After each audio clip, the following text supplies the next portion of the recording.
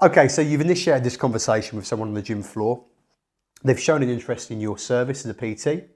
Where do you go from there? How do you induct that client?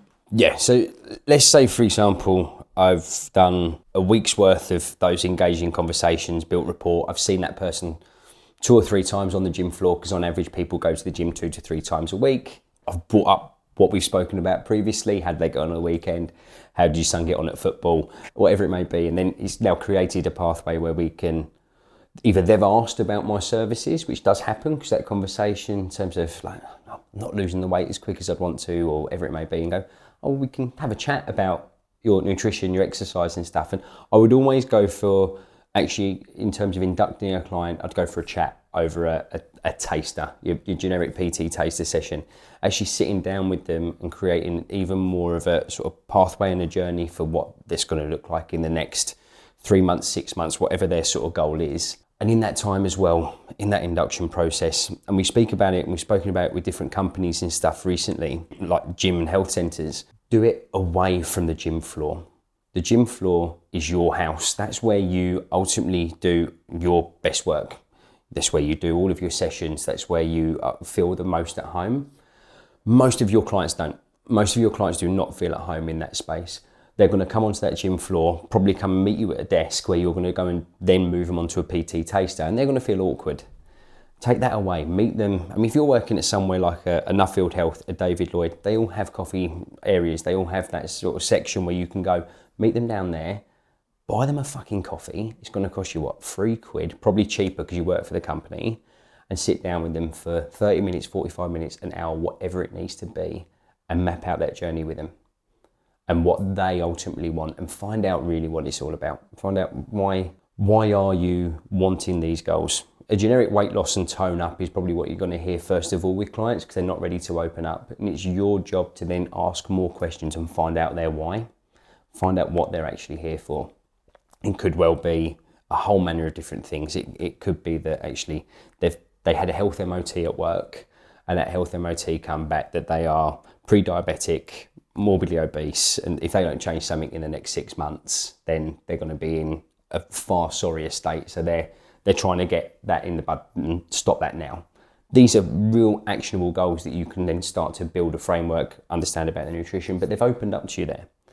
That opening up is far easier now to sell PT. You haven't even really got to sell it. They've already bought now. They've already opened up. It's now being transparent and honest about what you think is going to be beneficial to them, what they think they can do from a goal perspective and time frame and financially, and mapping it out together. You do that in that first hour of you sitting down, having a coffee and getting to know them better there, is going to give you an opportunity for, in terms of how long you'll see them for. Instead of it being a 10-week block, you're talking potentially 2 years you're going to be with them, because they're going to, and you've spent an hour. It's just created that pathway to say, now we're an item, we come together, whatever you need, I'm here for, and vice versa.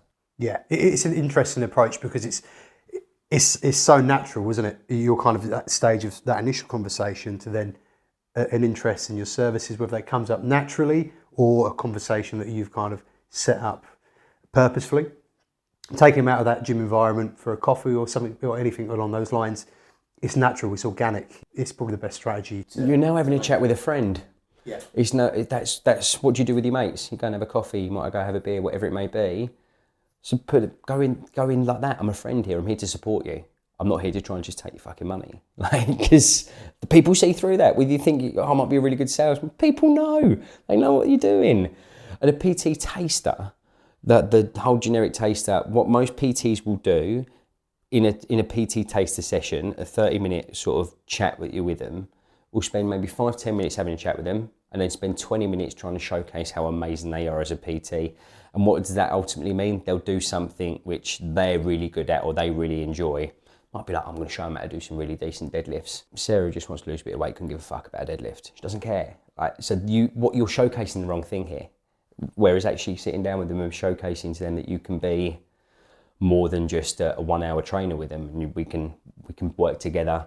This coffee thing isn't the only coffee we're ever going to have.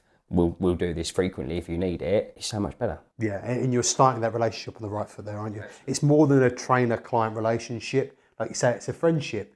You're an agony aunt. You're you're a therapist, you're everything to this person. To gain that trust, you need to be, I'm assuming, like that's the approach. So much more. That is, when I say about what happened in that first 3 months where I had a couple of clients in the first 3, and when I'd had 20 to 25 in the 18 months, so that 12 months in between, that's what I changed. That was the key thing that I changed there. I'd still go and chat to people. I was doing that in the first couple of months. I'd go and chat to as many people as I could. Probably wasn't finding out those 3 key points, we're just having a general chat, but not really retaining anything. And I made that more actionable when I had conversations, even though they didn't know that's what I was doing, because you still make it as natural as you can, because it should be a natural conversation. But the consultation piece changed. How I actually went from actually going downstairs. At Nuffield, we had a coffee, we had a bit downstairs. You get them a coffee. It was free coffee as well for me then. Didn't even have to fork out any money. They probably charge me now, to be fair. But it was so much easier. I'd sit down with them. But also, you having that conversation, it's amazing how many other people would see that conversation. Like, oh, I saw you having a coffee with Daisy the other day. I said, yeah, we're just having a chat about her nutrition and what she sort of needs to do in order to get ready for the wedding she's got in a few months' time. Oh, do you reckon we could have a sit down? That is mad. You didn't even think, it's like secondary people come in, because like, oh, I saw you having a coffee. There's almost jealousy. Like, why are you having a coffee with them and not me? Which is weird, but it happens. It really does.